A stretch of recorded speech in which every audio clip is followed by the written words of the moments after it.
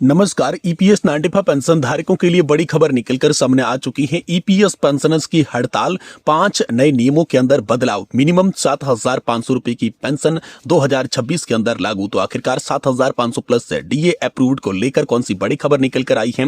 EPFO की pension scheme को लेकर बड़ी राहत की खबर आई है कि 36 मंथ नियम के अंदर अब आप सभी के लिए राहत दी गई है।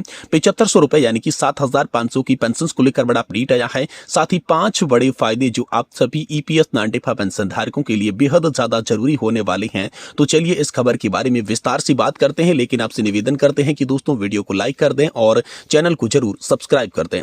जी हां दोस्तों, ईपीएफओ पेंशन का यह अपडेट एक महत्वपूर्ण खबर है। कर्मचारी भविष्य निधि संगठन ने अपनी पेंशन योजना में बड़ा बदलाव किया है। अब 36 मंथ नियम में छूट मिली है और हर महीने कम से कम 7,500 रुपए की पेंशन की गारंटी है वो आप सभी को दी गई है। यह अपडेट करोड़ों कर्मचारियों के लिए राहत लेकर आया है। पहले पेंशन पाने के लिए सख्त शर्तें थी, लेकिन अब नियम सरल हो गए हैं। सरकार ने इसे लागू कर बुजुर्गों को आर्थिक सुरक्षा का मजबूत वादा कर दिया है। इस योजना से निजी क्षेत्र के कर्मचारी सबसे ज्यादा फायदेमंद होंगे और ईपीएफओ ने यहां पर जो है इसकी घोषणा करने को लेकर भी बात सामने कर दी है। तो ईपीएफओ पेंशन योजना यानी कर्मचारी पेंशन योजना 1995 में नया रूप ले लिया है। संगठित क्षेत्र में कर्मचारियों के लिए एक अनिवार्य योजना कर दी गई है। हर महीने वेतन का 12% पीएफ कटता है, जिससे 8.33% पेंशन में जाता है और अधिकतम 15,000 रुपए की सीमा तक पेंशन में योगदान लिया जाता है। सरकार और नियोक्ता दोनों मिलकर ये फंड चलाते हैं। रिटायरमेंट में उम्र भर पेंशन मिलती है और अब इसे लेकर नई सुविधाएं जो है 2026 के अंदर जोड़ी गई है।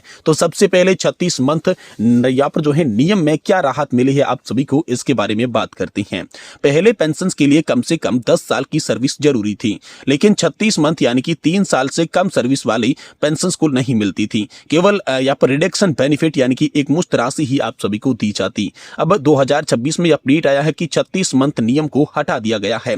सिर्फ 6 महीने की सर्विस पर भी पेंशन शुरू हो सकती है। ये उन कर्मचारियों के लिए वरदान है जो बीच में नौकरी छोड़ देते हैं। इससे लाखों लोग लाभान्वित होंगे। कर्मचारी भविष्य निधि संगठन ने इसे डिजिटल प्लेटफॉर्म पर आसानी से बना दिया है। अब जो है आवेदन भी आप इसके लिए ऑनलाइन कर सकते हैं। इसी के साथ जो खबर आई है वो हर महीने 7,500 रुपए की न्यूनतम पेंशन को लेकर आ चुकी है। जी हाँ दोस्तों, 2026 में ईपीएस में न्यूनतम पेंशन 7,500 रुपए तय की गई है। पहले यह 1,000 रुपए की थी, जो 2014 में बढ़ाकर 1,500 रुपए हुई और अब 1.5 गुना ज्यादा से पेंशन आप सभी को बढ़ोतरी के साथ देखने को मिलेगी। यह गारंटी हर पेंशन भोगी को मिलेगी, चाहे सर्विस कितनी भी हो। सरकार इसके लिए अलग फंड से बनाएगी। जी हाँ, अधिक सर्विस या ज्यादा वेतन पाने वाले इससे ज्यादा पेंशन ले सकते हैं। यहाँ पर कैलकुलेशन टेबल के आधार पर उदाहरण के तौर पर 20 साल की सर्विस पर औसतन 10 से 15,000 रुपए की आप सभी को पेंशन जो है यहाँ पर दी जाएगी।